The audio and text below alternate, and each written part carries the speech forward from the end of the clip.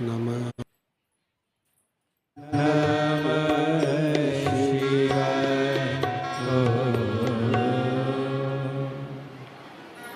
ओम नमः शिवाय। ओम नमः शिवाय। ओम नमः शिवाय। ओम नमः शिवाय।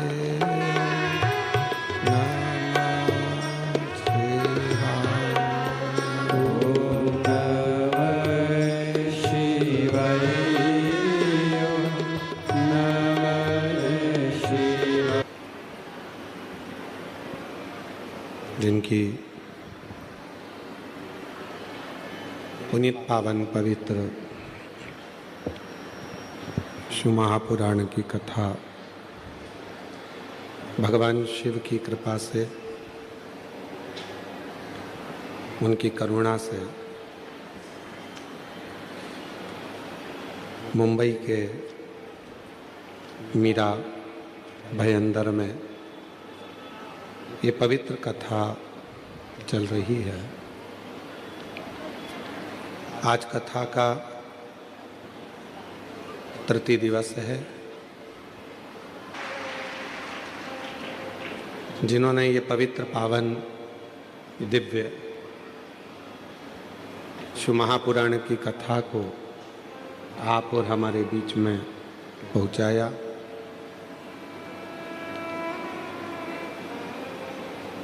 मुंबई की तेज रफ्तार में यह कथा जीवन का सुख प्रदान करने वाली है। हम जानते हैं कि बहुत व्यस्तता का समय है, आप लोगों का भी। उसके बाद भी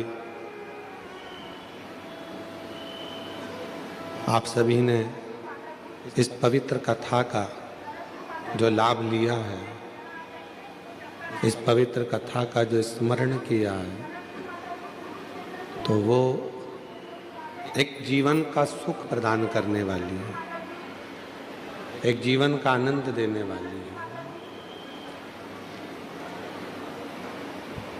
जब हम एक कदम भी अगर भगवान देवादिदेव महादेव की ओर बढ़ाते हैं, तो ये मानकर चलना कि तुम्हारा एक कदम भगवान शिव का 1000 कदम तुम्हारी ओर बढ़ता है और तुम्हारी ओर चलता है।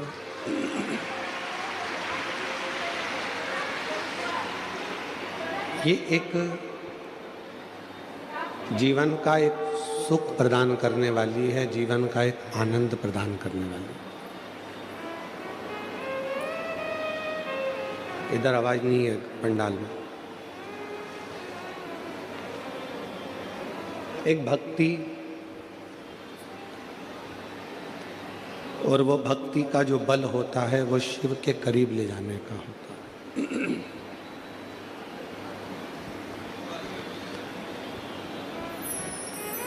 दुनिया के सारे साधन कर लीजिए, दुनिया के सारे सुख अपने पास एकत्रित कर लीजिए, दुनिया की सारी दौलत आपके पास में एकत्रित कर लीजिए, पर अंत जब व्यक्ति हॉस्पिटल में पड़ा होता है, वेंटिलेटर पर पड़ा होता है, तो वो दौलत सब अटैची भरी की भरी रह जाती है।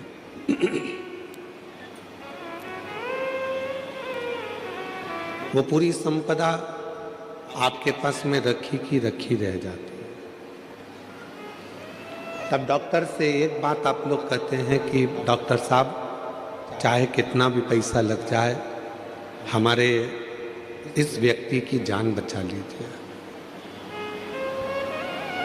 तब डॉक्टर भी कहता है कि मैं पूरी मेहनत करूंगा, पूरा प्रयास करूंगा, जितना मुझसे बन सकता है उतना पूरा प्रयास करूंगा, आगे फिर उस परमात्मा की जो मर्जी होगी वो होगा। मतलब डॉक्टर भी जानता है कि मुझसे भी बड़ा एक डॉक्टर और है जो ऊपर से अपनी लीला करता रहता है। अगर उसने अपना डमरू बजा दिया तो पक्का है कि इसकी जान बच सकती है।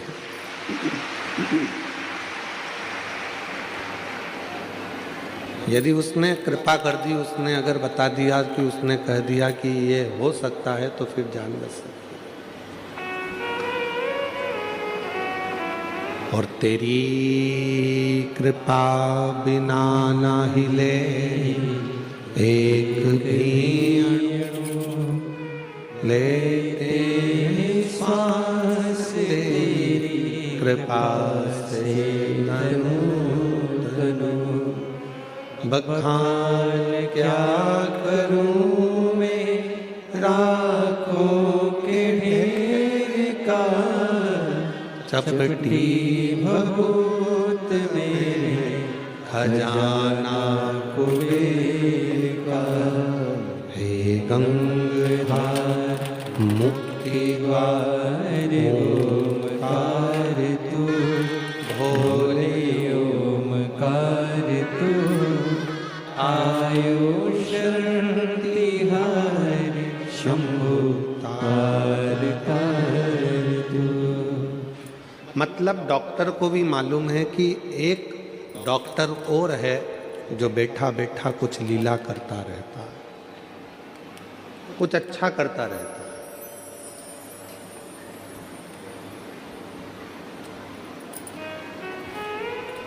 हम एक निवेदन आप लोगों से करें, मुंबई जैसी सिटी में आप लोग रहते हैं, बहुत बड़े शहर में रहते हैं, आपसे केवल इतना जरूर कहेंगे कि धन कमाने के तरीके आपके पास में बहुत कुछ होंगे और दुनिया भी आपको धन कमाने के तरीके सिखाएगी। पर धन बढ़ाने के तरीके तो बहुत होंगे आपके पास में, पर उम्र बढ़ाने का कोई तरीका तुम्हारे पास में नहीं होगा। कोई तरीका तुम्हारे पास में उम्र बढ़ाने का नहीं है।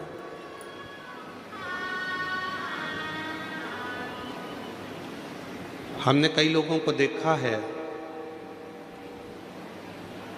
पूरी जवानी उनकी कमाने में निकल गई और एक मकान बनाया उनने जोरदार, और विचार करा कि इस मकान में अब मेरी जिंदगी अच्छे से निकलेगी, तो बुढ़ापा ऐसा आया कि पलंग ने पकड़ लिया उसको। ढीले कम कर दो और अंदर की भी आवाज़ बढ़ा के थोड़ा सेट करो। बक्सों की आवाज़ खोलो, चोंगे की आवाज़ कम करो।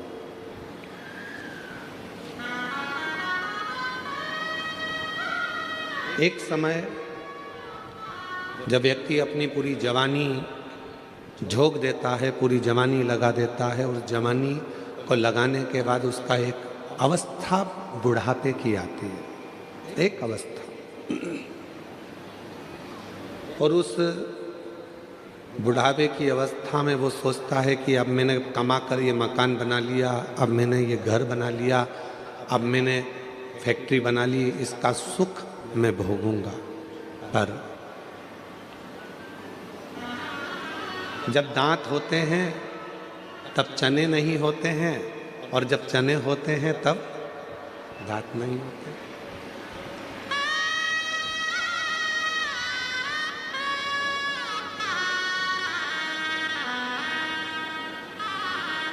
सुख को ढूंढने के लिए पूरी जिंदगी निकाल दी अपन ने, पूरी जिंदगी, और वो सुख हमसे दूर भागता रहा। वो सुख मिला नहीं, वो सुख प्राप्त नहीं हुआ।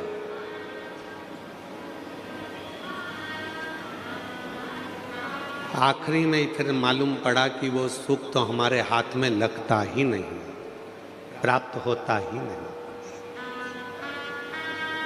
हुआ ही नहीं। एक गेम होता है,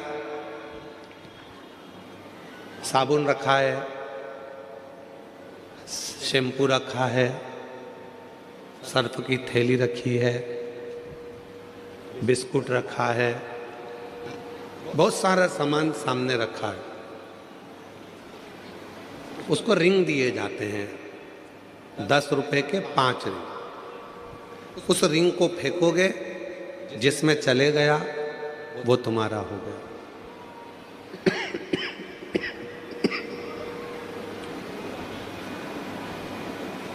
साबुन में चले गया तो साबुन तुम्हारा हो गया, सर्फ पर चले गया तो सर्फ तुम्हारा हो गया, बिस्कुट में चले गया तो बिस्कुट तुम्हारा हो गया। 5 रिंग किसी किसी जगह पर 10 रुपए के 4 रिंग मिलते हैं। वो फेंकता है, साबुन हाथ में नहीं आता है, फिर फेंकता है, बिस्कुट हाथ में नहीं आता है, फिर फेंकता है, सर्फ की थैली भी हाथ में नहीं आती है, फिर फेंकता है, पेस्ट भी हाथ में नहीं आता है। आखिरी में 10 रुपए पूरे खर्च कर कर वो चला जाता है। जैसे 4 रिंग मिले हैं गेम खेलने के लिए, बचपन, जवानी, अधेड़ी और बुढ़ापा, इन रिंग को आप हर बार डालने का प्रयास कर रहे हो कि मेरा बचपन मैंने निकाल दिया, मेरी जवानी मैंने निकाल दी, मेरी अधेड़ी निकल गई, बुढ़ापा निकल गया, आखिरी में कुछ हाथ नहीं आया, तब पछतावा हाथ में रह गया। जब पछतावा हाथ में रह जाए उसके पहले एक काम करना कि रिंग को अगर जीतना है तो पहले अपने घर पर थोड़ी सी प्रैक्टिस करना, तो निश्चित है कि वो रिंग एक ना एक साबुन में, बिस्कुट में या कहीं ना कहीं पेस्ट में जाएगा। हमने प्रैक्टिस ही नहीं करी।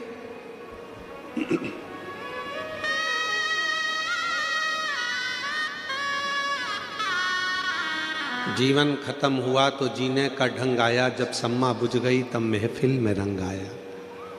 जीवन पूरा चले गया तब लोगों को समझ में आया कि मैंने पूरी जिंदगी गंवा दी, केवल शिव को एक लोटा जल ना चढ़ा पाई। पूरा जीवन निकाल दिया, मैंने भगवान की भक्ति ना कर पाई।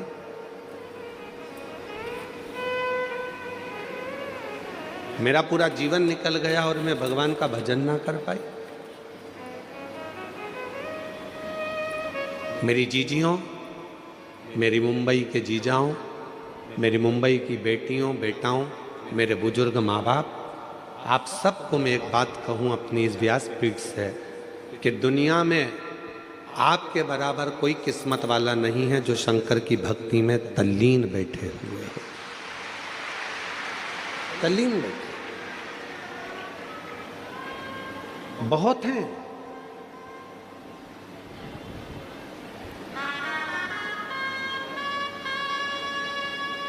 लोग कहते हैं बंबई माया नगरी है, पर आज हम सिद्ध कर कर जा रहे हैं बंबई बाबा नगरी है।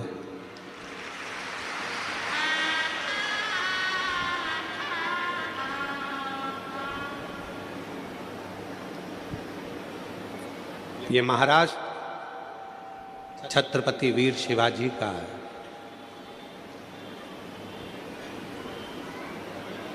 ये मुंबई, जिस मुंबई पर एक आवाज पर पूरा हिंदू एकत्रित हो जाता था, ये मुंबई पूरा बाला साहेब ठाकरे जी का है।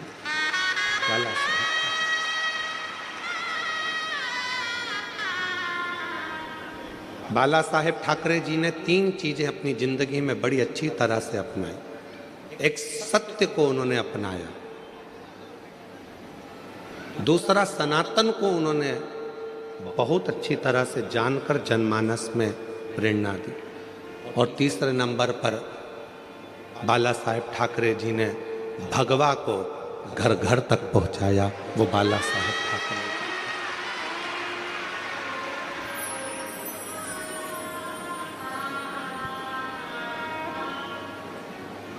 मुंबई में किसी विधर्मी की, महाराष्ट्र में किसी विधर्मी की निगाहें ऊपर नहीं होती थी जब बाला साहेब ठाकरे जी का एक हुक्म हो जाता था। जब हाथ में भगवा लेकर जब बाला साहेब ठाकरे जी अपनी हुंकार भर देते थे सिंह जैसी, तो सब अपने अपने बिल में जाकर घुस जाते थे। वो गर्जना बाला साहेब ठाकरे जी की थी।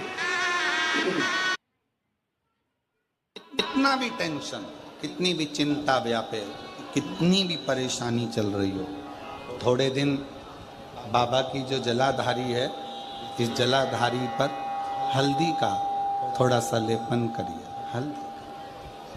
हल्दी का लेपन कर कर जिस पात्र से शिवजी को जल चढ़ाओगी, उसी पात्र पर अपनी 3 उंगलियों का स्पर्श हल्दी का कर कर फिर बाबा को कुंदकेश्वर महादेव के नाम से जल चढ़ाना प्रारंभ करें। जो हल्दी का लेपन आपने जलाधारी पर करा है, उसी जलाधारी की 1 उंगली कलश पर लगाकर लेकर आओ।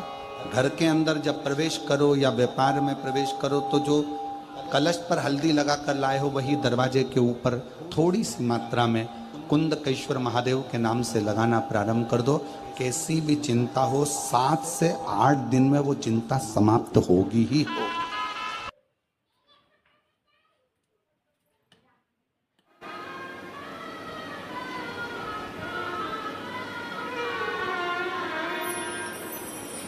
जिस समय पर अमरनाथ जी की यात्रा को रोकने की बात आई थी, उस समय पर भारत की भूमि का कोई व्यक्ति नहीं बोला था। केवल एक मुंबई से, महाराष्ट्र की धरा से, छत्रपति वीर शिवाजी की इस भूमि से एक शेर धाड़ कर बोला था, वो थे बाला साहब ठाकरे जी। अगर अमरनाथ की यात्रा रुकी तो तुम्हारी भी आगे की यात्रा रोक दी जाएगी। याद रखना, जाना मुंबई से ही, तुम्हें जाना मुंबई से ही है। इस बात का अंदाजा लगा कर बैठना।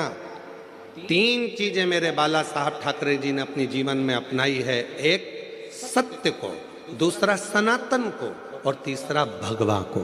और जिसने अपनी जिंदगी में ये 3 चीजों को धारण कर लिया, समझ लेना सत्य सनातन धर्म की जय होने लगेगी और पूरा राष्ट्र भगवामय हो जाएगा। पूरा राष्ट्र भगवान। हम पहचान नहीं पाते शिव को, हम पहचान नहीं पाते भगवान को, हम पहचान नहीं पाते परमात्मा की उस अविरल भक्ति को।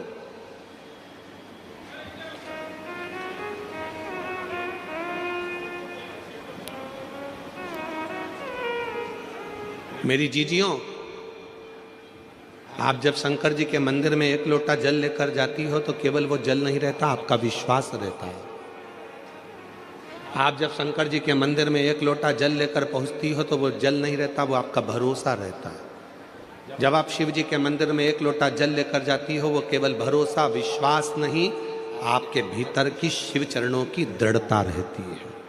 आप जब शिव जी के मंदिर में 1 लोटा जल चढ़ाने के लिए जाती हो, तो केवल वो शिव नहीं रहता, उस समय पर जल ग्रहण करते समय वो आपका पिता, आपका बाबुल, आपका भाई, आपका सखा, आपका मित्र और आपके दुख का हरण करने वाला शिव हो जाता है। वो शिव है। बस याद रखिएगा, हाथ में बांधने वाली घड़ी कभी कभी बंद हो जाती है।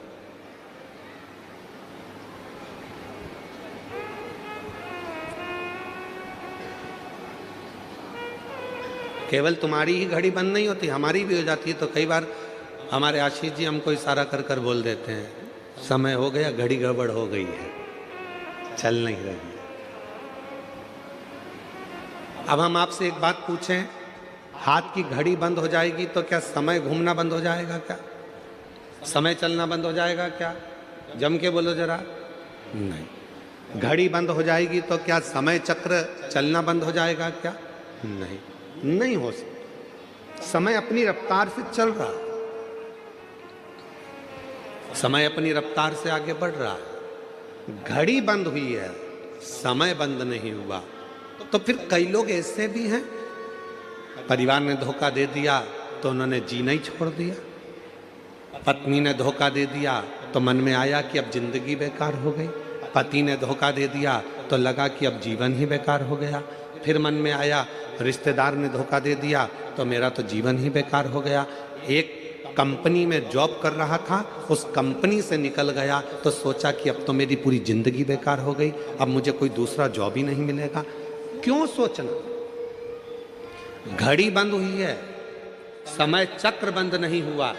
याद रखना, घड़ी बंद हो जाए घबराना नहीं, समय तो चल रहा है और ये समय हमको सिखा रहा है कि दुनिया में कितना भी दुख की घड़ी आ जाए और घड़ी बंद भी हो जाए तो हिम्मत मत हारना। जैसे समय चक्र चलता रहता है वैसे भी तुम चलते रहना, तो तुम्हारी जिंदगी एक ना एक दिन मंजिल तक पहुंच जाएगी।